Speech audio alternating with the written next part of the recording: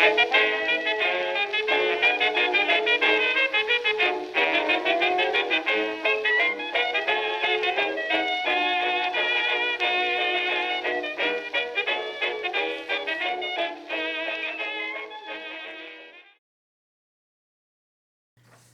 and welcome to the old garage. This is number 6. Yes, I've gotten that high.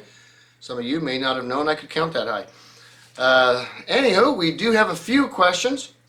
Of course, this video is again sponsored by the fish. We've all met them so far. But anywho, I've got, let's see, Jonathan Truitt asked, Mr. Benz wanted to sell engines for every purpose, not just cars. When did engines for different applications become distinct from one another? You know, any boat, truck, motorcycle, industrial engines, etc. for cars. Well, the answer is that both happened at the same time, crazy as that may sound. You had, in fact, there's even tertium quid. You had, in the 19th century and early 20th century, you had companies like Benz, like Daimler, like Didier and Bouton, like Peugeot and others, you know, Renault eventually, that were building engines for cars, and if you wanted to make cars, they would sell you an engine.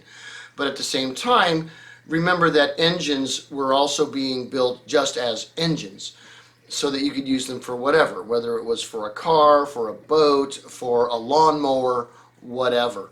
And many manufacturers of car engines did engines for all kinds of stuff. You know, keep in mind that the development of engines, both steam, internal combustion engine, and even to some extent the electric engines, electric motors, were stationary first before they became mobile. So that there's a bit of evolution going on there. So the answer is yeah. When did they become distinct? From the beginning, and then there were some that were the same. It's kind of a hodgepodge, but we're going to get into that in other episodes as we continue to grow the channel. Okay, Sresco Chuvalo. Can you give us some old stereotypes related to certain car brands? You know, like BMW drivers not respecting any rules of traffic. Oh, okay. The answer is I could, but they're not going to be what you expect, because when you're talking, let's go, pre-World War I, it's almost not by brand, except perhaps in the United States and Britain. It's going to be mostly by social class. So it's weird. Like, for example, in America, Ford drivers prior to World War I were known for being very helpful. You know, if you were driving, a locomobile and were stuck on the side of the road, somebody in a Ford would probably pull you out. That was actually a reputation that Ford had back in the day. If you were in, say, continental Europe prior to World War I, you were, most cases, going to be at least a member of the gentry. And so driving a car was seen more like a sport than it was a necessity. So the term automobilism, was popular there. It was, if you hunted, you owned a car, in those days. And so for you, driving your car was no different than any other sport that you do as an aristocrat. And so of course, the drivers at that time had an aristocratic attitude, and it didn't matter what brand you drove. You did have a bit of that in England, not quite as much, because in England, once red flag was over, you did have a whole lot of a lot more diversity across, shall we say, classes of people driving cars. But in the way that you talk about it, people that love Mustangs and people who love Corvettes sit there and throw rocks at each other. You had a little. There was some of that. Back before World War I, you had people. In the United States, for example, you had people that enjoyed the Mercer car, and then you had Stutz, and they had, you got to be nuts to drive a Stutz. Well, it's worse to drive a Mercer, and they'd sit there and and just, like a howler monkey, just, take what comes out and throw it at your opponent. But as far as, those kind of stereotypes, Yeah, they not all of them lasted because a lot of the cars have been forgotten. But yeah, it did happen. Okay, Vuckler Fate. Okay. Strange question brought by your background and my evening drink. Okay, alcohol-induced question. Uh-oh. On Clarkson's Top Gear, I've seen a car designed to look like a fish. Were there any attempts to model a car after an animal in the early era of motoring?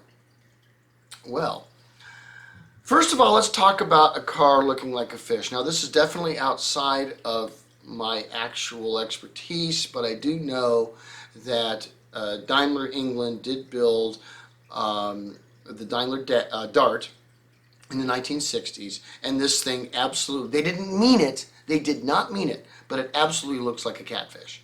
Okay, this car does. Okay, so, all right, besides that one, did they do that back in the day? Yeah, in fact, I'll go ahead and mention one, and I'll be more in detail because, I mean, this car alone deserves its own episode.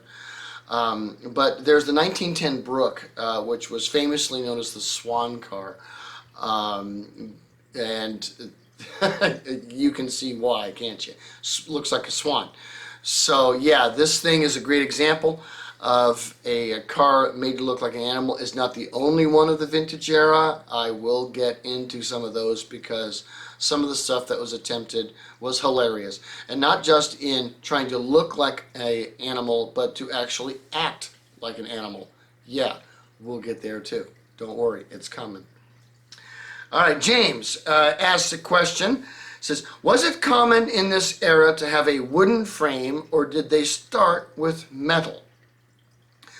Well, when you're in the 19th century with a car, whether or not you have a wooden frame or a metal frame really has to do with what's the inspiration for the car that you're building. If you are building a car that is inspired by a horse-drawn buggy, you're probably going to have a wooden frame. If you're building a car based on the bicycle industry, it's probably going to be a metal frame. If you're somebody that's going to try to do a combination of both, God only knows what you're going to do. It wasn't really until actually World War I that wooden frames stopped happening, and up until easily 1902, an argument can be made that probably wooden framed automobiles or cars may have been even or more populous. The idea of a automobile frame as we know it really didn't come out until around 1901. And to where, and even then, some people were, I mean, like, Mercedes-Benz, well, not Mercedes, but Mercedes, I'm sorry, I said Mercedes-Benz out of stupidity. But Mercedes did build, a true car with a steel chassis. And then the very next year, Fiat goes and almost completely duplicates the car, except, no, I'm going to go ahead and just use some flinch plates and still do it with a wood chassis, save some money. So you still had that sort of thing going on with chassis at that time. So yeah, it was just a matter of what was available for manufacture for each company and where they were coming from in their design principles. So yeah, good question. All right, James MacArthur, I'm starting to hear that name a lot. Hey, Bill. Hey, James. Question for ye next, the old garage. Here we are. When did gasoline engines relegate the dustbin of history, and why? I have a few guesses. Oh, I bet you do. Second question, when did diesel engines become a thing, and why? Okay. Now, your first question I'm not going to answer, and here's the reason why, is because it ties in again to that big question that I got asked for my 200 subscribers. I realized that since that question is about, that whole battle between all of the different power sources for cars, I have yet to have an episode about anybody that's doing anything with an electric car. And, before I actually post that thing, I'd better do that. So that's what's coming this Saturday. And then right after that, it's going to come that big. So y'all know what to look forward to. Hey, something to look forward to. Your other question regarding diesel. Now that is an interesting one because the diesel engine, when it first came out, this is late 1890s when Diesel actually designed this engine. It was not suitable for a car, and here's the reason why. Metallurgy is a big one because let's consider if you're into cars at all and you're into modern cars, if you do a compression test on a modern gas car, you're probably going to run pounds in the cylinder of around 135 pounds per square inch psi. About 135, on an average car. Could be higher or lower, but right around there. In order to do that in the engine, you have the pistons, you have the rings, you have all these different seals to make certain that the engine can compress the fuel so that when the spark hits it, it can blow up in a nice, beautiful fashion and cause us to all be able to go to Walmart. But on a diesel engine, there is no spark plug. And in fact, those of you who know and say, well, there's a glow plug, well, you really don't need that technically. The way that a diesel engine works is by super compressing the fuel, and by doing that, as you compress things, as they go squeeze, it creates heat. And if you compress something enough, it's going to get hot enough, it'll blow up. And when that happens, diesel. That's how it works. And we're talking pressures well over 400 psi. So the problem in the 1890s was an engine that could handle, with the metallurgy, that kind of pressure was too massive to fit into a car.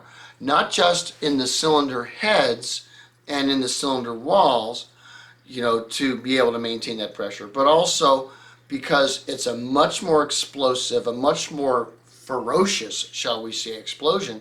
You also have to have a much beefier crankshaft, piston rods, bearings, etc., to be able to handle it. And so that made diesel engines for the automotive industry, at least in the very early days, not really viable. Not the case with boats, not the case with trains, and not the case with trucks or lorries. Because where you had a larger frame where you could put that engine, the great thing about a diesel engine is that even though it wasn't a high revving engine, it had a huge amount of torque, like steam engine kind of torque. I mean, it was a very strong engine, and it could pull a lot. And to this day, diesel engines are used that way. And as metallurgy and technology progressed, over the decades to where you could build a diesel engine that could handle all of those requirements small enough, they did end up in cars, but that really didn't happen during the vintage era. So that is it. Those are the questions I had. A little bit of channel admin. Well, it's pretty pretty simple. Still getting the hang of the new equipment. Hope you like it. Trying to figure out where to put a camera and everything. I'm new at all this stuff. Am also looking at, particularly with some comments made on Drakinifil's channel, reached out to some local museums where I'm at, and hopefully we're going to start seeing over the next couple of months some episodes on site with some actual cars on them. Ooh, that'd be nice. So anywho, hope you enjoyed today's The Old Garage, and we'll see you next time. Peace.